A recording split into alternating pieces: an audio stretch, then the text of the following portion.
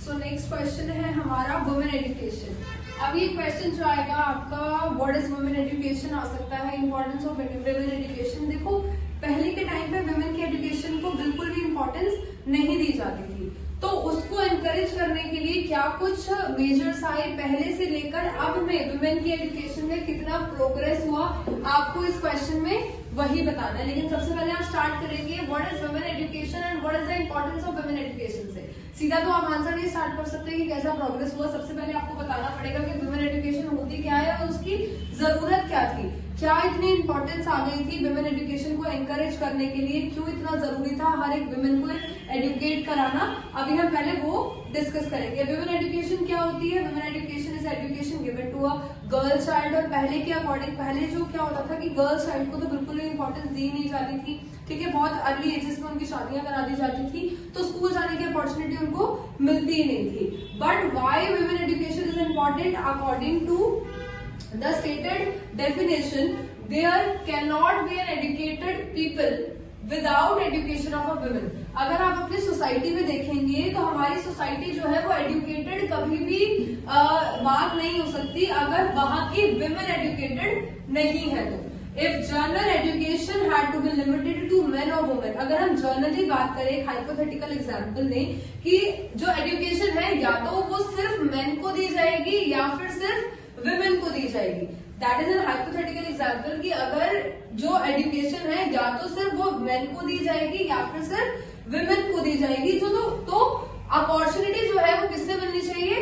Women को मिलनी चाहिए, क्योंकि उससे चांसेस ज्यादा होते हैं कि वो जो एजुकेशन विमेन ने ग्रैब करी है वो अपने नेक्स्ट जनरेशन में वो एजुकेशन को पास कर सकती है। तो कहते हैं ना कि अगर एक मैन जो है वो एजुकेटेड होगा तो वो एक अपने लिए एजुकेटेड होगा, but if the women is educated तो वो पूरी फैमिली को एजुकेटेड करती है, राइट। तो अगर अपॉर्चुनिटी दी जा सकती है मैन और वुमेन में से किसी एक को, तो प्रेफरेबिलिटी जो होती है वो वुमेन को देनी चाहिए, क्योंकि उसमें ज्यादा चांसेस होते हैं कि वो अपने नेक्स्ट जनरेशन को एजुकेशन जो है वो पास कर पाएगी।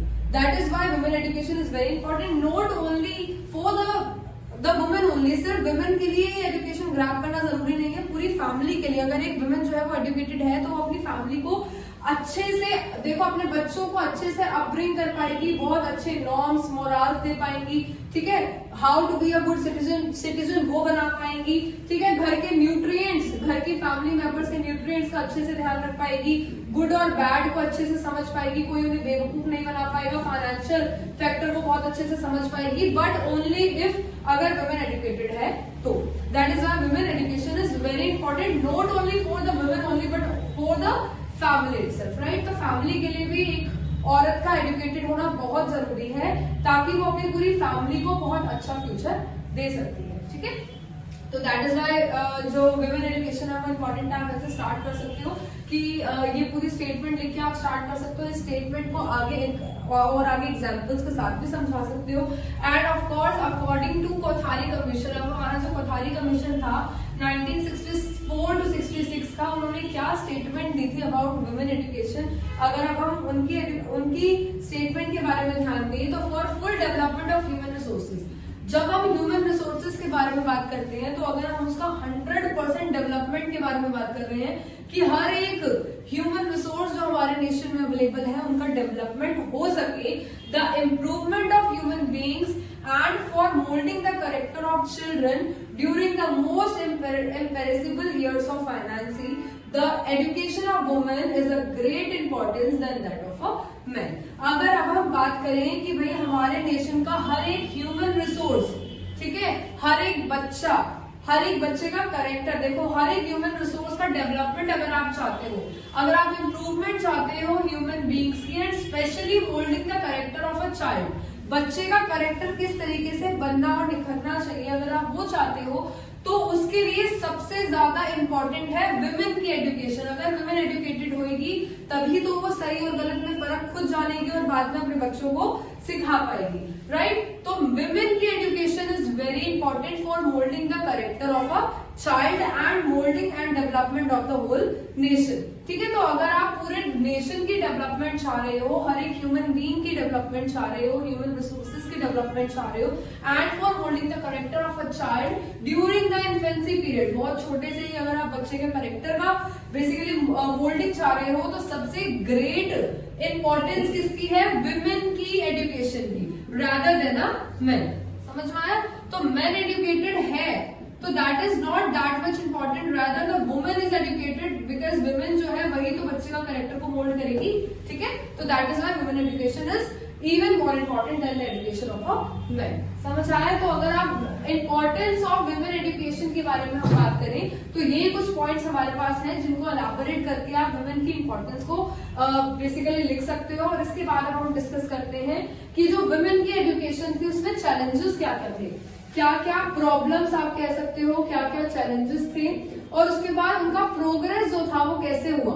ठीक है, क्या कुछ स्टेप्स यूज हुए वुमेन की एजुकेशन के प्रोग्रेस के लिए, क्योंकि अभी भी हमें पता है कि पहले के अकॉर्डिंग वुमेन की एजुकेशन में बहुत इमेंस प्रोग्रेस है।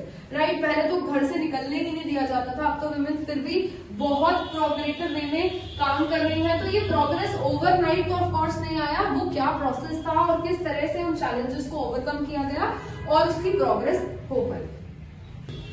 सो अभी हमने डिस्कस करी थी वुमेन एजुकेशन के रिगार्डिंग प्रॉब्लम्स क्या क्या थी हमारी सोसाइटी में। अब हम डिस्कस करेंगे उन प्रॉब्लम्स को ओवरकम करने के लिए क्या क्या मेजर्स लिए गए ताकि उन प्रॉब्लम्स को खत्म किया जा सके। ऑल्दो वो प्रॉब्लम्स को खत्म करना बहुत डिफिकल्ट था because of the society norms. हमारी सोसाइटी में जो माइंडसेट है लोगों का वो आज भी गर्ल और बॉय के लिए काफी डिफरेंट है। तो उस टाइम पर तो बहुत बड़ा टारगेट था विमेन एजुकेशन की प्रॉब्लम्स को ओवरकम करना, लेकिन फिर भी क्या क्या मेजर्स लिए गए बाय द गवर्नमेंट अभी हम वो डिस्कस करते हैं। सबसे पहली बात, यूनिफॉर्म और बुक्स फ्री कर दी गई for the needy and deserving girls. जो नीडी और डिजर्विंग गर्ल्स थी, जो पढ़ना चाहती थी बट उनके पास बुक्स खरीदने का या फिर यूनिफॉर्म खरीदने के लिए पैसे नहीं थे, तो ये चीजें उनके लिए फ्री कर दी गई थी for the needy and deserving girls. Mid day meal scheme जो थी वो अवेलेबल करा दी गई हर स्कूल्स में, ताकि पेरेंट्स जो है वो शायद मील के लिए ही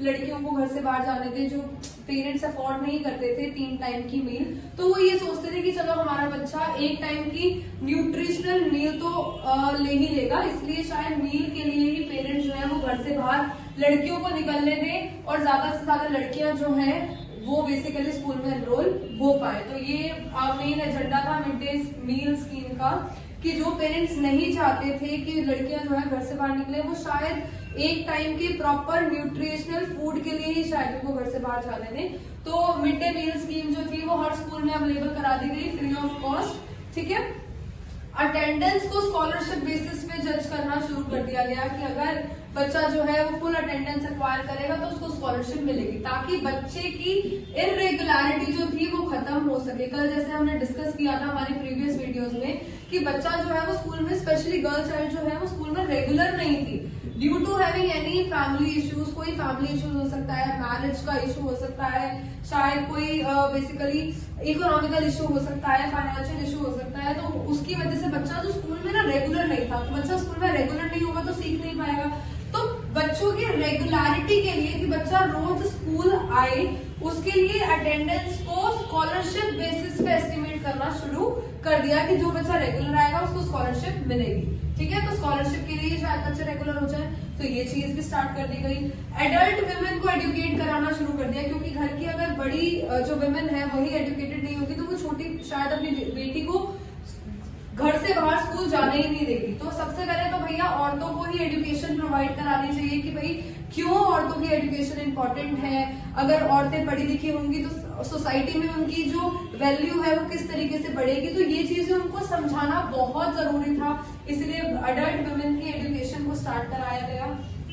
विमेन टीचर की फैसिलिटी प्रोवाइड कराई गई कि स्कूल्स में ज्यादा से ज्यादा विमेन टीचर ही होने चाहिए और अप्रोक्सीमेटली सारे विमेन टीचर ही होने चाहिए, ताकि पेरेंट्स की जो सेफ्टी रिलेटेड जो बेसिकली प्रॉब्लम है कि नहीं भाई हम अपनी बेटी को ऐसे घर से बाहर नहीं जाने देंगे जहाँ पे मेल स्टाफ है, तो मेल स्टाफ को हटा ही दो, विमेन स्टाफ को एनकरेज करो, ज्यादा से ज्यादा विमेन स्टाफ का रिक्रूटमेंट करो, ताकि पेरेंट्स का जो कंसर्न है towards a girl child about her safety, तो वो प्रॉब्लम भी जो है वो सॉल्व हो पाए। ठीक है, नेक्स्ट अगर हम बात करें तो tell them the importance of education. जैसे अभी हमने डिस्कस करा कि लोगों को ये बताना बहुत जरूरी था कि गर्ल्स की एजुकेशन क्यों जरूरी है। एक बार को वो बॉयज की एजुकेशन के लिए मान जाएंगे कि चलो तो खेती बाड़ी ना कर स्कूल में एडमिशन ले ले, लेकिन गर्ल्स की एजुकेशन के लिए मानना तो बहुत बड़ा टारगेट था। तो उनको ये बताना कि गर्ल्स की एजुकेशन क्यों जरूरी है, ये भी बहुत इंपॉर्टेंट हो गया था। Building new schools in rural area, अभी जैसे हमने बात करी कि भाई फैसिलिटीज थी ही नहीं, बिल्डिंग्स ही नहीं थी, स्कूल्स ही नहीं थे, तो पेरेंट्स जो है वो दूसरे गांव में थोड़ी भेजेंगे गर्ल्स को। तो गर्ल्स के लिए स्पेसिफिकली नए नए schools banana near by places में, उनके रूरल एरियाज में, ताकि ज्यादा से ज्यादा गर्ल्स जो हैं वो एडमिशन ले सकें। इनके जितने भी प्रॉब्लम्स थे रिगार्डिंग कि भैया हम गर्ल्स को स्कूल नहीं भेजते, तो जो प्रॉब्लम्स उनके पेरेंट्स से डिस्कस हुई थी, उन प्रॉब्लम्स को ओवरकम करने के लिए गवर्नमेंट ने बहुत सारे स्टेप्स लिए थे। सबसे पहले जिसमें हम डिस्कस करते हैं, यूनिफॉर्म बुक्स वगैरह फ्री कर दी गई, स्कॉलरशिप प्रोवाइड कराई गई, मिड डे मील स्कीम शुरू करी ताकि बच्चे जो हैं वो ज्यादा से ज्यादा स्कूल से जुड़ पाए। विमेन टीचर्स का रिक्रूटमेंट हुआ कि भाई मेल स्टाफ जो है वो आज भी एक प्रॉब्लम है ना, अब तो फिर भी स्कूल्स में मेल स्टाफ होता है और पेरेंट्स को कोई प्रॉब्लम नहीं होती, but for the safety purposes parents जो है वो प्रेफर अभी भी यही करते हैं कि भैया हमें विमेन स्टाफ चाहिए, क्योंकि विमेन स्टाफ जो होता है उसमें ज्यादा पेशेंस होता है, उसमें ज्यादा उनके एटीट्यूड जो है according to male staff that is totally different.